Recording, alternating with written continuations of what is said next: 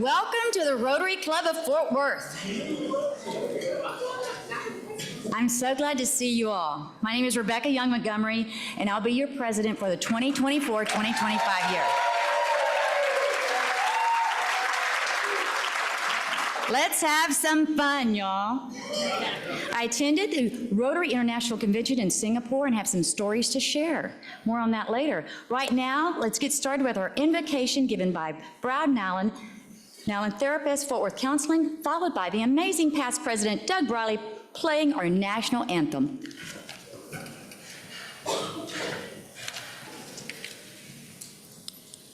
Dear God, help us to remember this insight from Mother Teresa. Small things done with great love will change the world. Speaking words of kindness and encouragement, as the late Richard Knight did so well, saying thanks to all the fine folks serving us today. Thanks for the service of Captain Kirk and the launch of new President Rebecca Montgomery. Grateful smiles for all our many blessings, including the ability to help others. Thank you, God. Amen.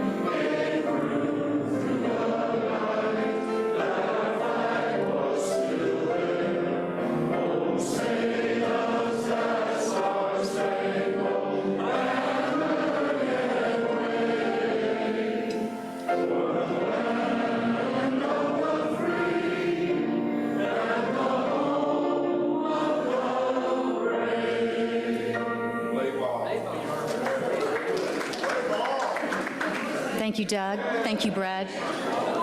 Now let's bring on stage Adrian Cantu, owner, ACE, Physio, and Performance, to welcome our visitors.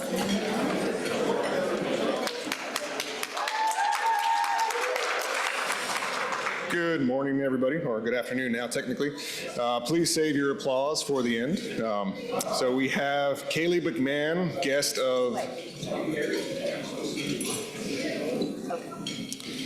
Kaylee McMahon, guest of Matt Kimball. Leslie Shields, guest of Michelle Krim. John Hires, guest of Randall Howard. Nick Coleman, guest of Randall Howard. We have a visiting Rotarian from Fort Worth Southwest Club, Steve Hench. Cindy, I apologize if I mispronounce your last name, Tonages, guest of past President David Campbell. Tiffany Hurd, guest of past President David Campbell. Brianna Parkhill, guest of past President David Campbell. Kevin Tchaikovsky, guest of Ed McClin. David Hart, guest of past President Kirk Driver. Garrett Hadley, guest of past President Kirk Driver.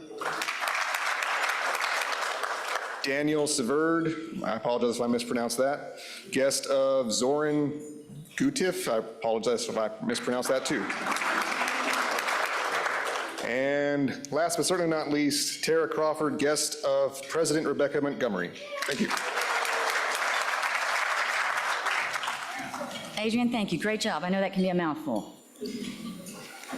We also have a few other special guests from the Cross Timbers Rotarians. Ready? Denton County Judge, the Honorable Andy Eads, District 5790 Governor.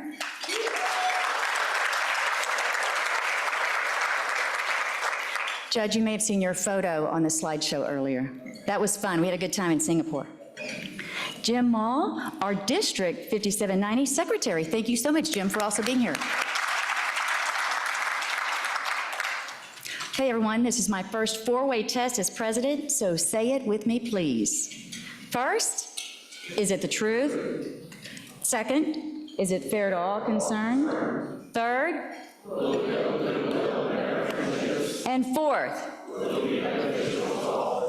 Great job, everyone. As you may have seen earlier from the slideshow, I was able to attend the Rotary International Convention in Singapore. And I want to thank every one of you here that allowed that to be a reality. It was truly an amazing experience, and literally on the other side of the world. Do you know it's a 24-hour flight to get there? You may have also noticed the new Rotary flag here at the podium. Our theme of the year is the magic of Rotary. So I invite all of you to join me in this next year in making some magic.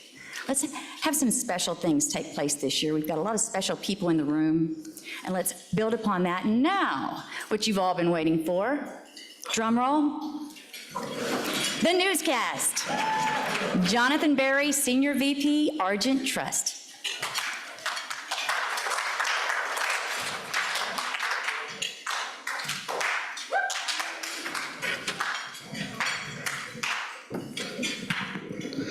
I want to thank everyone for inviting me back after a year. Just note that I had to promise not to remove any clothing this time. And all commentary was subject to Jared Sloan's approval. Little does he know I didn't give him what I'm reading. In big news, Hurricane Beryl barreled into the state this past week. When Houston politicians were asked how they were prepared to handle the disaster, one anonymously replied, "We are well acquainted with wading through muck." Fortunately, Beryl made landfall as a Category 1 hurricane. One Houstonian was quoted, "We weren't worried when we knew it was a masculine name, always promising more intensity than delivered." Our faithful HEB delivered disaster response at an incredible level. They offered a 25-piece patio set for $26.99. This incredible patio set was every Texan's dream, a folding lawn chair and a 24-pack of Miller Lite. Now, although HEB was a beacon of hope for many, a few angered Texans are filing a prime beef with their corporate restrictions. This year, there was no limit on toilet paper, no limit on bottled water. However, there was a limit on briskets, 2 per family. And the Texas staple Whataburger is also supporting recovery efforts. Their app is helping people provide critical information regarding electricity and flood closures. Simply click on the app and you are provided with open and operating locations. Now the question remains, Chick-fil-A, where are you? Enough with the weather. Let's go on to politics. George Clooney is reported to have pulled his support of President Biden for the upcoming election after vehemently stating, "This man is our rising star," a few weeks ago. Sources from the Clooney organization, however, have anonymously discussed a heated argument between George and President Biden. Overheard from the hallway, George yelled, "Joe, I never worked with Sinatra and Martin." Apparently, this contention about Clooney's film has driven support away from the Biden endorsement for more than 11 reasons. Further in Biden developments, President Biden was recently asked to drop out of the presidential race as the presumptive Democratic nominee. When faced with this issue, President Biden simply responded, "I cannot because I have a great lunch date scheduled with a young senator from California." His staff carefully reminded him that Vice President Harris was no longer a senator, but was his vice president. President Biden quickly retorted, "Not her, you dum-dums, Senator Dianne Feinstein." In sports news, nepotism is alive and well in the NBA. LeBron James signed a new non-maximum contract with the Lakers to help with salary cap issues. Simultaneously, his son, Bronny James, was their first-round draft pick at the LA Lakers. When Bronny was asked about the role that he was going to play with the Lakers, he said, "Well, honestly, I'm just the quilted quicker picker-upper." On to local news. The Major League Baseball All-Star Game is being held at Globe Life Field in Arlington this Monday. As a neighbor, Jerry Jones was asked about how he felt this event would benefit Arlington. He was quoted as saying, "I'm so excited to be part of this incredible event for the city of Arlington. It is not often that we get to experience such an incredible event at the home of national champions. This experience is unlike anything I have been a part of in recent history." Even more local Rotarian news.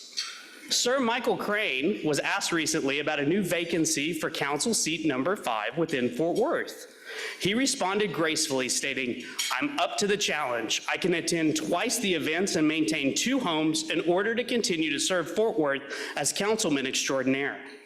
Fortunately for our constituency, the illustrious and ever-beaming Courtney Lewis has offered her services and is running for council seat 5. Thank you, Courtney, for rescuing Sir Crane from his civic obligations.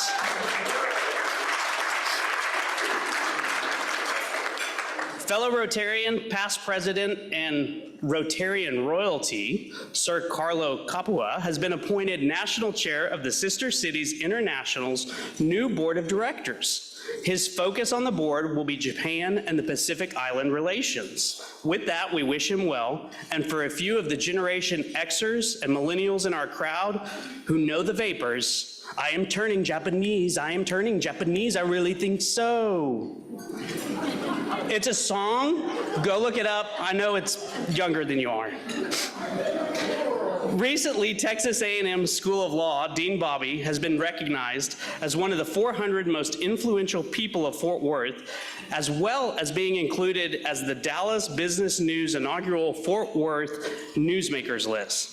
When asked about his accomplishments, Dean Bobby stated, "I'm excited for all that Texas A&M is doing within the Fort Worth community. And personally, I aspire one day to be as influential and connected as Bob Mitchell." And finally, a young child asked his teacher why Texans do not go to hell, and she responded, "Son, Texans do not fear the heat." With that, this weekend is going to be warm with highs in the high 90s. There are plenty of baseball activities around town, so go to Joe T's, have a margarita, and enjoy the Texas summer.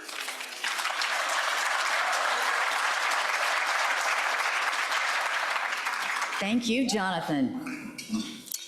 I don't think I could do that. Well, last night we had a very special evening. It was our Rotary Minority Business Award Sponsor Appreciation, and it was very moving. It was a great turnout, and we spent part of the evening reminiscing and toasting to our special friend and Rotarian, Richard Knight. Now we have Rosa Maria Verdeja, Principal Attorney at the Law Offices of Rosa Maria Verdeja, here to tell you a little more and give us a special update. Thank you. Good afternoon. I am thrilled to announce that the Rotary Minority Business Awards Committee has made a significant tribute to our late dear friend, Richard L. Knight. In honor of Richard's unwavering dedication and passion for our committee's work, the awards have been renamed as the Richard L. Knight Rotary Minority Business Awards.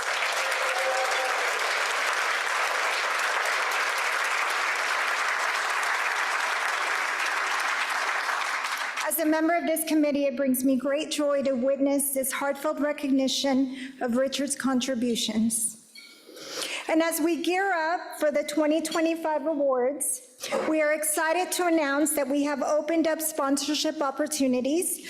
We have carefully designed several sponsorship levels to accommodate all budgets, starting from the supporting sponsor level of $500, all the way up to the prestigious presenting sponsor level of $15,000.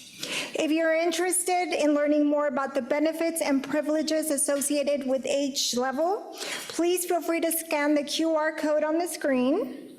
And if you are ready to secure your place as a sponsor in next year's awards, you can use that QR code to sign up as well.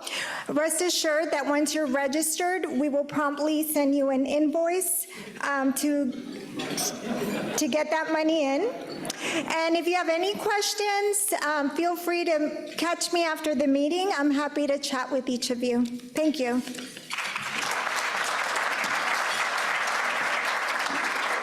Thank you, Rosa. And you see where she's sitting, right here?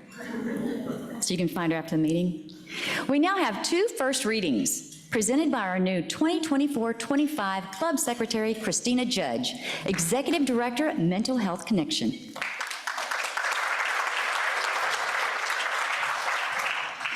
Thank you. Happy Friday, everyone. We have two first readings today. The proposed members are Leslie A. Shields, owner. Company is a Shield agency. Classification is insurance. Proposer is Michelle Krim. We also have Ryan T. Terry, title Principal and CEO. Company is RT Terry and Company LLC. Classification is oil and gas. Proposer is Karen Vermeer Fox. If no written objections are received in the Rotary office by July 19th, these proposals will be given a second reading and voted on by the club. Thank you very much. Thank you, Christina. And how wonderful it is to have a new member introduction, my very first meeting. Rejoining me on the stage, Rosa Verdeja.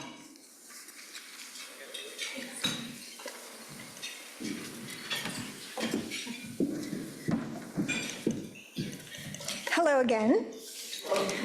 As a former RLK RMBA winner, it brings me great joy to welcome to our Rotary family one of this year's winners, my good friend, Becky Ramirez. At age 14, Becky had a life-changing experience when one of her high school coaches gifted her a whistle. That small gesture by her coach opened Becky's eyes to her potential, and it ignited a passion for sports within her. Inspired by this gift, Becky founded her very own company, IREF Big Balls Up, in 2015, with the aim of providing a platform for individuals to acquire officiating skills and potentially pursue a career in sports officiating. Several years later, she expanded her impact by establishing IREF 2, a foundation that supplies uniforms, shoes, and of course whistles to young, aspiring referees, ensuring that they are fully equipped for their role on the field. It is evident that Becky is passionate about service, community, and making a meaningful impact in the lives of others, which she has been doing for many years. Becky, I want to personally thank you for joining our club.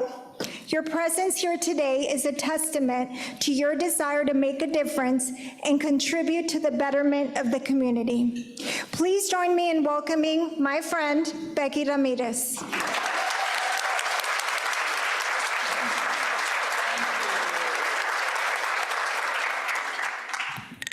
First of all, I was guarding my notes because my last speech that I gave, she completely jerked the notes away from me. And I go in, white as a ghost, coming in, making my speech. Made me crazy. So, hello, fellow Rotarians. I am so thrilled to be here. I just want to start by expressing my heartfelt gratitude for welcoming me into your esteemed club. Joining the Rotary is an honor. And I feel like I've just been handed the keys to the coolest secret society in town. For those of you who don't know me yet, my name is Becky Ramirez, and I'm passionate about archery, volleyball, and coaching sports and officiating. No, I'm not planning on combining them into some hybrid sport, though that might be fun to watch. I officiate sports games and love seeing the game from a unique perspective, even though that means being the most unpopular person on the court. I want to give a special shout out to Rosa Maria Verdeja for taking on the task a Herculean task of being my sponsor. Rosa, I hope you're ready for this adventure. You might need a helmet and a whistle to keep up with me. In fact,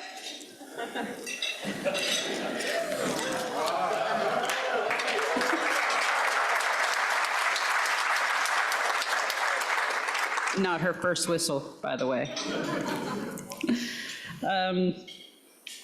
Beyond the sports and officiating, I'm also working on a documentary titled Pass the Whistle, How Officiating Saved My Life.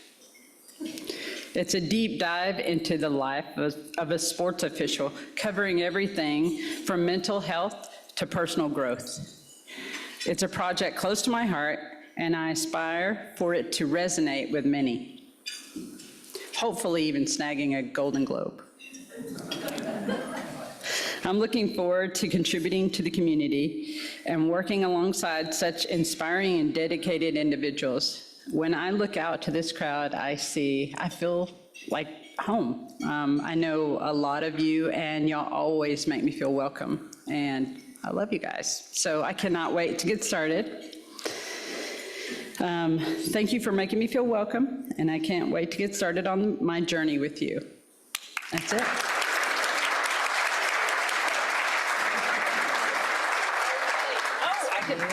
Thank you.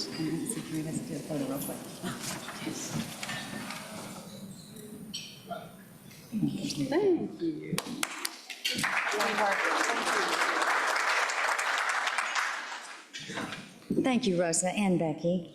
Welcome. Glad to have you. And now it is time for me to introduce our chairperson of the day, Mitch Reitman, Principal, Reitman Consulting Group.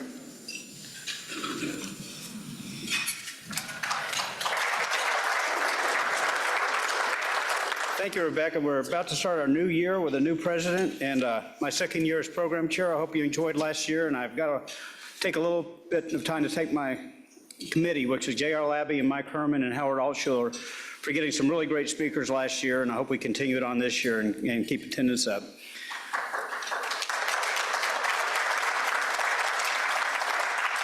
Today we're going to hear from the North Texas Council of Governments. It's a voluntary association of, by, and for local governments. It serves a 16-county region. The members include all 16 county governments, 170 cities, 20 school districts, and 29 special districts. The planning includes transportation, roadway, and transit.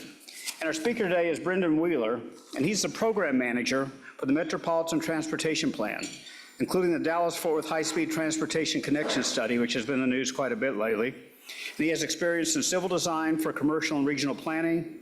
He received his undergraduate degree from UTA in 2011 and has held various board positions in local sections of the Institute of Transportation Engineers and Texas Society of Professional Engineers. So I'm pleased to introduce Brendan Wheeler.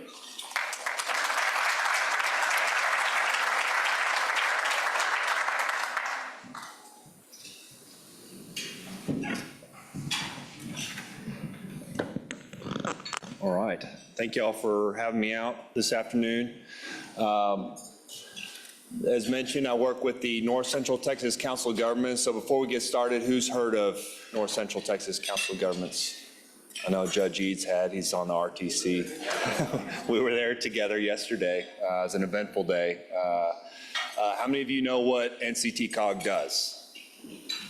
Okay, that's fair. So unfortunately, we are probably a well-kept secret in the Metroplex, not like we're trying to be, but there's plenty of other government entities vying for your attention between cities, counties, school districts, appraisal districts, those kinds of things. So COG serves as a planning function for the region, bringing entities together, as mentioned in the introduction, cities, counties, districts, transportation agencies. And so we work to cross those boundaries with all of our transportation planning and funding obligations for transportation to make sure we have a seamless transportation system across the region. Because it doesn't make a lot of sense to build a road up to a city boundary, a county boundary, and not have that movement across. People don't dictate their movements, their schools, their works within city boundaries and county boundaries. So from that aspect, as a growing metroplex, we try to cover that gap and help for that planning aspect. So a lot of my presentation today is going to focus, actually all of it is going to focus on this high-speed rail project we're working on, but just wanted to give you the broader scope of COG as an entity and the transportation department within COG serving a metropolitan planning role for all transportation modes, roadway, transit, bicycle, pedestrian, and others. So from that, let's go ahead and get the presentation started. All right, so today I wanted to mention a little bit about where this project got started, and why we're doing a high-speed transportation study. The focus of COG's study is between Fort Worth and Dallas. Y'all have heard, I'm sure, of Dallas to Houston. That's a separate private entity that's been leading that effort thus far for the past 10 years or so. Texas Central, now Amtrak's interested in that corridor. We're working closely with them. But COG's study is focused between the 31 miles of Fort Worth to Dallas. So we'll talk a little bit about the background of where this study came from, talk about why it's important, talk about high-speed rail in general. How many of y'all have been on a high-speed train around the world? And so you know the difference between that and, say, the TRE or Amtrak or something to that effect. It's a very different mode. It fits a different function. It's much like the difference between freeways and arterial streets. They serve completely different roles and functions, and they can occupy in similar spaces, parallel corridors, to be able to provide complementary service to the needs of the region. So we'll talk a little bit about what high-speed rail does in filling that function, and then we'll end the conversation with our current study, the progress we've made, and our next steps. So first, I want to start out a little bit with the background and why we're doing this. This is a draft forecast for the region's population and employment. The top line represents population growth starting back in 1970 to today. You can see where the arrow is pointing to today. And the bottom line represents employment growth. Back in, or today, where currently the region sits at 8 million people. So we are the 4th largest metro and likely be the 3rd largest metro in the country in the next 10 years or so, especially at this growth rate. So I'm sure you are all very familiar with how fast the Metroplex is growing. There's articles coming out daily of this city or that boomtown growing around the region. And in fact, for last year, estimates were just released that the region grew at 200,000 people. That's the most, just about the most we've grown in our history on sheer population increase. If you think about that, every 5 years, if you continue to grow at that rate, you gain 1 million people every 5 years. So this forecast, all the way out to 2050 and beyond, is estimating to about 12 million people we expect to be here, so a 50% increase in the next 25 years. If we grew at 200,000 people a year, we would well exceed this forecast. So this is even more of a conservative forecast than based on last year's growth. So I want to point that out. Secondly, you can see the employment is also growing at a very fast rate.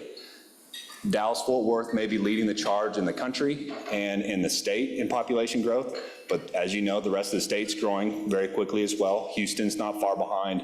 Austin and San Antonio is basically forming into their own mega metropolitan region themselves. So you have the Texas Triangle between those major metros that is growing at a very, very fast rate. So being able to support the movements between those metros, our airline industry and our highways just can't keep up with the sheer growth and the need along those corridors. We've had a lot of history in our state in high-speed rail planning. Some of y'all may have been aware of that throughout the years. This really has been gone back to the 70s when high-speed rail really came about internationally as Japan was embarking on their high-speed rail journey. There's been a lot of interest in building high-speed rail in Texas over the decades. As you know, those efforts have all failed. Up to now, we don't have high-speed rail yet. And for various reasons. Sometimes it was the airplane lobby, other times it was simply the financial package. But there's been a lot of effort and, in fact, a lot of momentum recently to advance high-speed rail. And I mentioned the Texas Central, Dallas to Houston line. That has advanced the furthest and continues to have the most momentum to actually implement the first high-speed rail line in the state. So there's been several, this slide shows just the last 10 years or so, some of the recent studies that affect Dallas-Fort Worth area of high-speed rail planning. So I've mentioned Dallas to Houston. TxDOT also implemented a study here, 2014 to 2017, called the Texas-Oklahoma Passenger Rail Study. And that effort looked at the 35 corridor, all the way up from Oklahoma City down to Laredo, with potentially entering into Mexico and going all the way to Monterey. So the concept here is we're not looking to stay within political boundaries. We're looking to serve where the need is. And there's a lot of movement between Monterey, San Antonio, through Fort Worth, and even into Oklahoma. So that study looked at advancing high-speed rail along that corridor, which would come through the Fort Worth side of the Metroplex. And as you know, Dallas to Houston would come on the Dallas side of the Metroplex. So there was a gap there in the middle between Fort Worth and Dallas that the Regional Transportation Council saw, and they wished to fill that gap. And hence, that's why our study took off in 2020. So I mentioned some of those studies, and on the map on the right, on your left, excuse me, you'll see kind of what those studies look like in that Texas Triangle area. Obviously, with the Texas Triangle, you're going to have likely some high-speed rail planning along that bottom end of the triangle, like you have with your interstate system between maybe Houston, San Antonio, or Austin. That's outside our region, so we're not working in that area. But there's a concept of maybe this is a lot to bite off at once, of building basically a parallel high-speed rail system as you have with your interstate highways.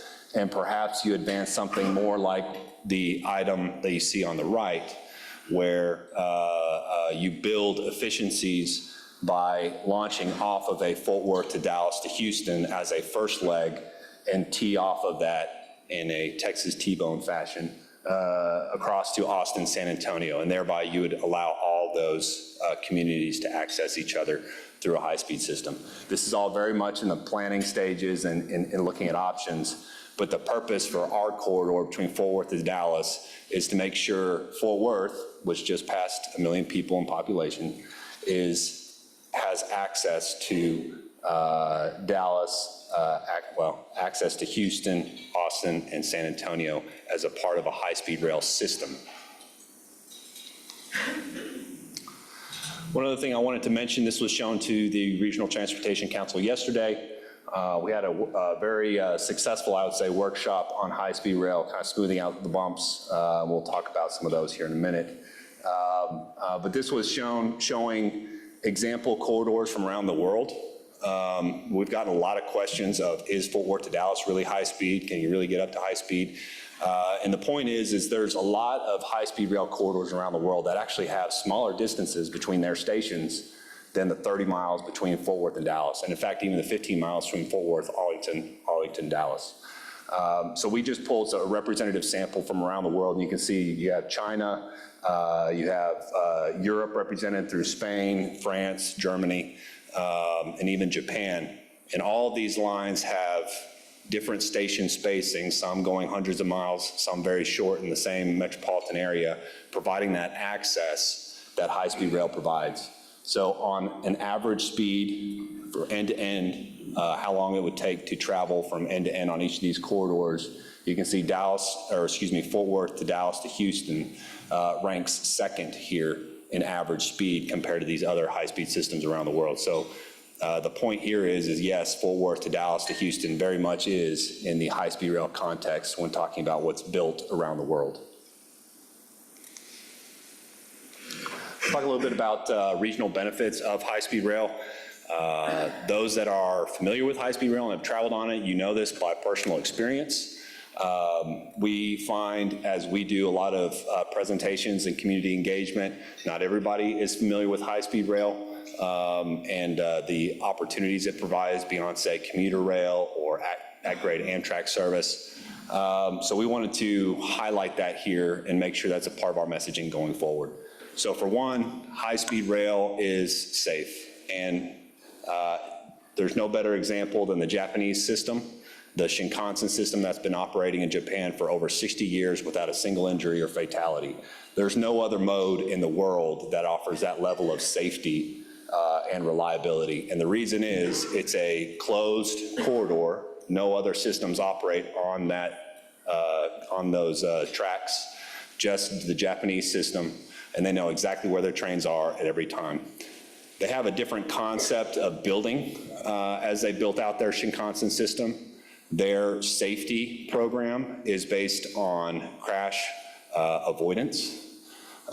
In America, how the railroad industry has been built up since the 1850s, the Federal Railroad Administration safety program is built on crash worthiness. The difference is you build a bigger vehicle to withstand a crash and hopefully not injure the occupants inside or mitigate serious injuries. And in Japan, they simply work on a system to completely avoid all crashes. Now, the cost to do that system is you can't have any other system operate on that guideway. It has to be exclusive for their technology and their operators, which is not the case on our at-grade tracks in the US. So that's the system that is being proposed on the Dallas to Houston corridor, completely grade separated and completely dedicated to one technology. And what we're proposing for our corridor between Fort Worth and Dallas is basically an extension of that type of system. So you have a one-seat ride from Fort Worth, Arlington through Dallas to either the College Station there or the Houston station at the end of the line. Also, I mentioned this, what dedicated facilities provide is reliability. You don't have other competing modes on the same track competing for the same time slots. And so you're able to provide complete operability. You don't have trains breaking down in the middle that you can't control that aren't from your system that you have to bypass somehow. Hence, this is part of the reason why Amtrak, it doesn't have a great reliability record, is they operate on someone else's tracks. This is completely dedicated tracks to one system and one owner-operator. And finally, the last item there is it's comfortable and convenient. I showed a picture here of what Brightline released for their high-speed rail plan between Vegas and LA. That is their luxury party car. I don't know that Fort Worth to Dallas would have a party car. That's unlikely. However, the opportunities are there. We'll leave that open for the operator to decide how they would like to build in their train cars. But the point is, and Brightline's done a great job of this in Florida and now in their LA to Vegas, you're offering a level of service. You're offering a premium transit mode that will get you there on time, and it operates frequently enough that you don't have to plan your day around the system. You know one's operating every 20 to 30 minutes, and you just hop on and get to your destination without worrying about congestion, without worrying, oh, it's rush hour, I can't get there in time. You go from point A to point B, and many times, at least in our case, we're taking you to the downtown areas. We're taking you to areas where you wish to go, where there's attractions and likely the destination that you're going to. And if it's not your destination, we connect you as seamlessly as possible to other transit modes that will get you to your destination. So the point with all of this is high-speed rail in concept, in order to be able to deliver on the promise, must be implemented with these factors in mind. And finally, I want to, in addition to those items, I want to add the point here. We talk a lot about, with our project, a one-seat ride. Our project from Fort Worth to Dallas isn't in a vacuum. The concept behind it is that it is a connecting piece to other planned high-speed systems around the state, Dallas to Houston being one of them, perhaps anything that tees off of Fort Worth. And imagine we're not just, I'll show here in a second, we're not just talking about the state of Texas, we're talking about the nation. Because as high-speed rail continues to get built out throughout the US, and it is coming, California has some, Florida has some, they're talking about more on the East Coast. As this network gets built out, you're going to have connections between Dallas going east, Fort Worth going north, or going west. So the concept here is to provide a network where you can hop on in one location and you're not having to transfer to different trains. You're not having to move vertically or horizontally to another platform or another terminal station. I'll talk about stations here in a second. They tend to be very large. And so the larger and the longer you make these transit connections for people to take, the less likely people will take it. It's not convenient. And the more likely you're just going to end up driving or taking another mode. And therefore, you've completely removed the purpose for what high-speed rail was intended to be. So creating something, this is where the RTC's foresight, the Regional Transportation Council's foresight for our study has come down to, is this one-seat ride concept. We'll talk a little bit why that's important as far as our study is concerned. As I mentioned, stations, they're not these small platforms like you would see on a commuter rail or light rail. These tend to be small terminals in and of themselves. There are multimodal terminals that offer opportunity for access to other transportation modes, whether it's rental car facilities, parking garages, transit, streetcar, light rail, regional rail, Amtrak, what have you. But it also offers the opportunity for dense development right up next to it, because now you're creating a major multimodal access point in the middle of your city, and everyone wants to locate right next to it because you're creating access to not only the region, but the rest of the state and potentially the rest of the nation, much like what an airport provides. Now, airports are very large, and so you can't build right next to an airport, and you have height restrictions because the airplane's taking off. But high-speed rail doesn't have those issues. So high-speed rail you can build into the urban fabric. It may take some planning, it may take some effort. Part of the conversation in the RTC workshop yesterday was how much effort it takes to put a station in a downtown and how impactful that can be, positively and negatively. But we believe the effort is worth it because it provides that connection and provides a development opportunity around the station. If you built a station out in the periphery, and we've seen this with international examples, if you build it on the periphery of your region, it's much like providing an outer loop. The development goes to the access point. So you're moving your development of your city to a hub like a high-speed rail station. So it's very important to locate that at the right location. We see high-speed rail between Fort Worth and Dallas connecting to other plant systems as kind of being this gateway to Texas. It really provides, you have DFW International Airport. It's put Dallas-Fort Worth on the map since the 70s. Really been a part of that economic growth that we saw on that one of those first slides showing the population employment growth since the 70s. We believe this project has the potential to be just like that and create Dallas-Fort Worth as an epicenter for Texas for international and national travelers to the state to come make this their home base and then be able to take day trips to wherever they wish to around the state. So from an economic development standpoint, a rising tide lifting all boats, this creates a major connection nationally and internationally by providing high-speed rail with a connection to the airport through our region, as well as to other cities within the state. I mentioned the national map. This is a study Federal Railroad Administration is leading. Their results aren't complete yet, but they are still working toward completion, I believe, by the end of this year. And this map is it's essentially intended for at-grade Amtrak service, but don't let that leave you with the idea that these couldn't be high-speed rail corridors. The federal government has to start somewhere, and right now it's at-grade Amtrak service. But the concept here is these are long-distance routes. These are not short routes. These are long-distance routes where you're connecting DFW to Miami, DFW to Atlanta, DFW to New York.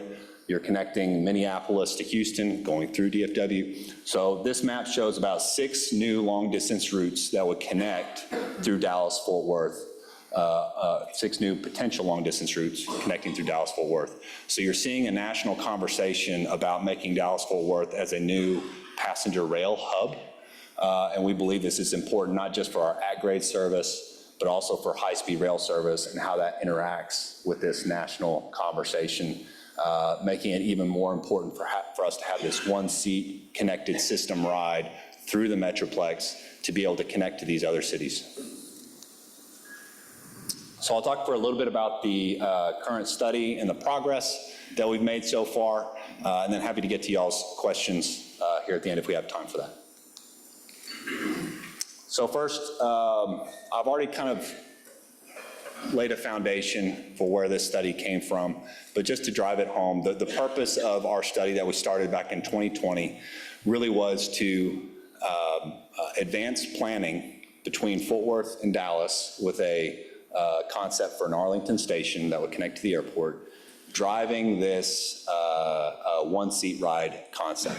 We're not just interested in connecting Fort Worth to Dallas for Fort Worth to Dallas trips. We do believe people will take it for Fort Worth to Dallas trips. You're going to pay maybe the higher fee that you would for high-speed rail than maybe TRE or driving if you wish to get there faster and a more premium service. We believe that's a very valid movement, especially as we go from 8 to 12 million people.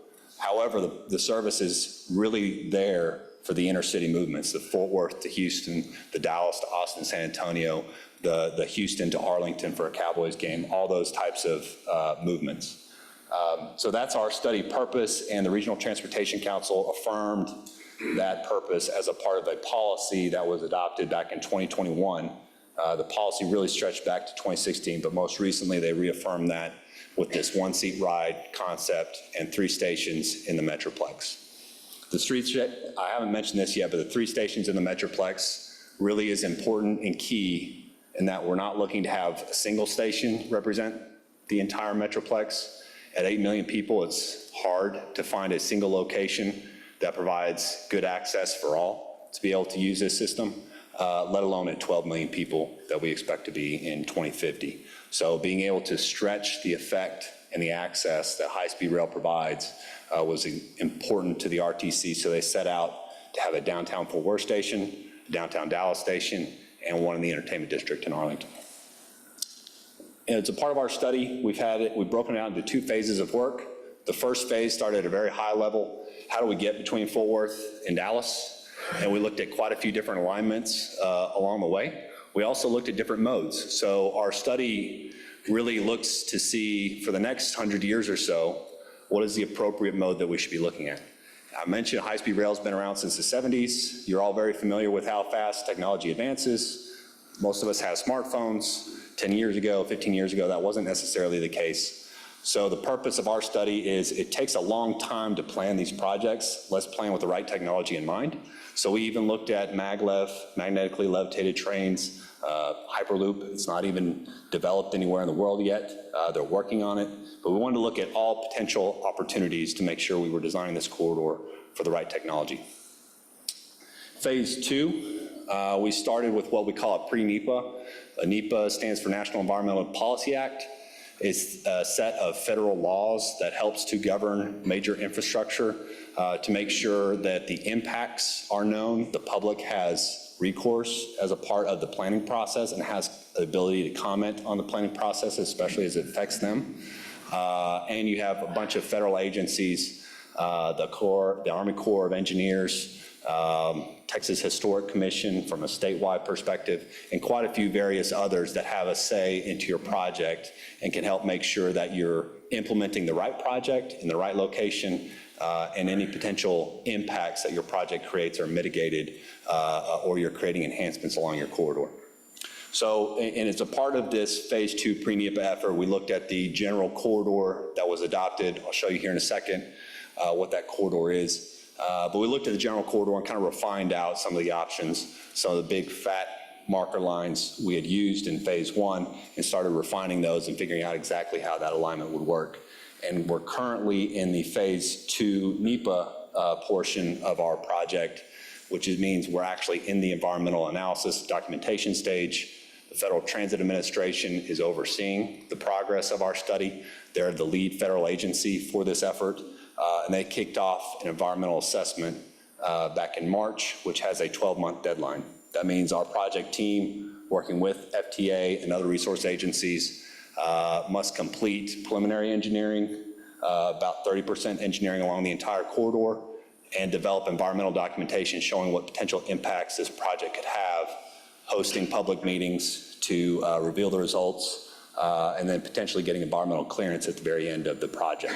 And again, as I mentioned on earlier on the same slide, advancing this corridor through the environmental clearance stage is important because that allows us to hold on to this corridor and ensure that we don't lose it with all the development occurring between 8 and 12 million people so that we can build this project when it's the right time to build it.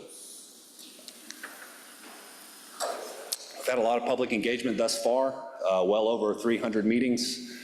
Those range from public meetings, open houses, briefings with elected officials, presentations like this one, working with stakeholders, transportation agencies, cities, counties, anyone and everyone we've probably met with twice, 3 times as we progress this study along, making sure this has a grassroots effort to be able to build the right corridor for this project. And if you're interested, we have a lot of presentations and meeting notes and what was said when online on our website if you're interested in going back to look at some of the history of this project. We have a newsletter that goes out about quarterly now with updates on the project progress, information about high-speed rail, those kind of things, interesting tidbits. If you're interested in signing up for that, you can go to our website and sign up for that as well. So I mentioned all the alignments that we looked at. One of the promises our director, Michael Morris, made to the Texas governor before we started this study was if you're implementing between Fort Worth and Dallas, this is on the heels of all the drama that was being created by Dallas to Houston. If you're implementing high-speed rail between Fort Worth and Dallas, please make sure you're on transportation corridors or public rights-of-way as much as possible to limit impacts to private interest, other public land, et cetera. So these corridors were all designed to generally follow transportation corridors between Fort Worth and Dallas. You can see the colors represent various families of how these permutations of alignments expanded the distance between Fort Worth and Dallas. So we went all the way from 183 in the north, the Trinity Railway Express corridor, through the Trinity River corridor, which oddly enough, I'm not sure y'all know, but that is designated as a transportation corridor. I'll leave that there. That wasn't what we decided on. Or the I-30 corridor, State Highway 180 or State Highway 303 corridors. In total, we looked at 43 end-to-end options, and we have a 3-step screening process which worked through all the issues and considerations of our project to screen these down to a single corridor. I mentioned modes. Here's just kind of a picture of the various modes that we looked at. And as I mentioned, high-speed rail was the mode that was chosen to continue advancing through the study. Here's the proposed alignment that we entered our NEPA process with. As I mentioned, we started that back in March.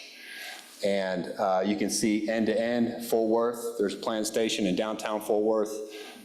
It's pretty close to the Fort Worth Central Station, if you're familiar with that location. We are planning for an underground station at that point.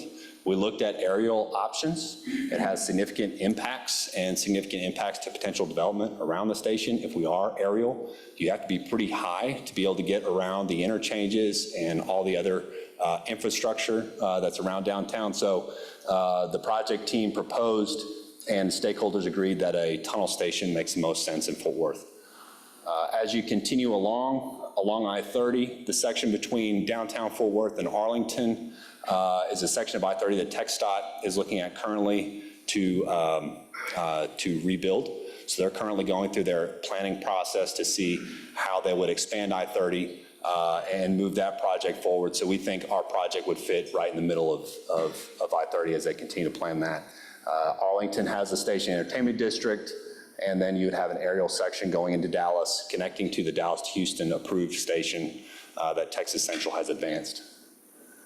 We move through this quickly. As I've already mentioned, the TxDOT I-30 corridor study, and here's just a snapshot of what the section of I-30 and high-speed rail could look like on the west, there on the top left, and then on the bottom, as you continue into Dallas County, that section of I-30 has really been rebuilt in its ultimate configuration. So we'd be looking at impacting that as little as possible. So we'd be grade separated and aerial in that configuration. We have an environmental assessment going through. I've already mentioned kind of what the environmental assessment looks at. The last slide here I'll leave you with. After we complete our study, we're planning to complete it in spring sometime next year. If our current timeline holds, that may be changing based on yesterday's workshop. But once we receive environmental clearance, we don't have anyone to actually implement this project yet. So potentially this is an extension of Amtrak, Texas Central, or some other private interests are interested in building and funding this. And then there would be final design and construction. So this is a long ways off, 10 years at minimum, likely closer to 15 or more. But the idea is to create the opportunity, and that's what COG's advancing. So with that, I'll end my slides there.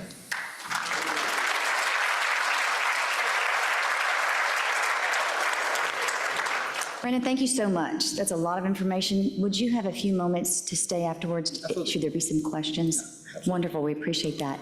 And we also have something for you. Well, for starters, I want to say we should have a party car between Fort Worth and Dallas, right? We have to. I'm thinking a Rotary social field trip. So please move that up as a priority. Rotary International works to eradicate polio around the world. And to thank you for your time today, we've made a donation in your name to the Rotary Polio Plus Foundation. Thank you so much, and we hope you come back. We're excited about High School Gorilla. Thank you very much. Everyone, just a couple of closing announcements. We have a Veterans Committee meeting today in the Rotary office, and next week we have Tanya Farley, VP of Athenian Group. She'll be talking about the new Fort Worth City Hall design. Thank you all for choosing to be here today, and have a great weekend. See you soon. We are adjourned.